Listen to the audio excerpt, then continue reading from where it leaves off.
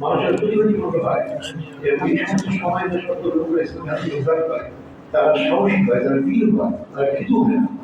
সাপেক্ষ অবস্থায় কিন্তু সুবিধা পাওয়ার জন্য আসে, সুবিধা পাওয়ার ফলেই কিন্তু আবার দুর্বল। এই জন্য ইসলামী আন্দোলন জরুরি নির্যাতন উপর ফলিত হয়।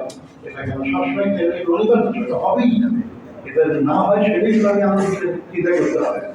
ইসলামী আন্দোলন সাথে আপোষ হতে পারে না। আমি আমার পথে চলবো, এই জীবন বলুন না কেন, আমাকে অনেক কিছু বলবে, কিন্তু সেই কথার সাথে আমরা যদি বলি তাহলে কিন্তু ইসলামী বিপদ করে ফেলতে হবে। আমরা অবশ্যই ক্ষমতায় যেতে চাই, কিন্তু জনগণ প্রধান না। আমি ক্ষমতায় যেতে চাই, আমি ইসলামকে নিয়ে ক্ষমতায় যেতে চাই, ইসলামকে রেখে আমি ক্ষমতায় যেতে চাই না।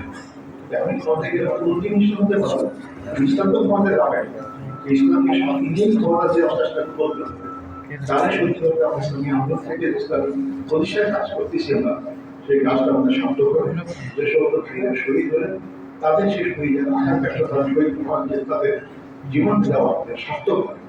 আমি তো আমরা জীবন সেটা খেয়াল রাখবো। আর এই জন্য করে কি هل يقاتل في سبيل الله الذين يشرون الحياة الدنيا بالآخرة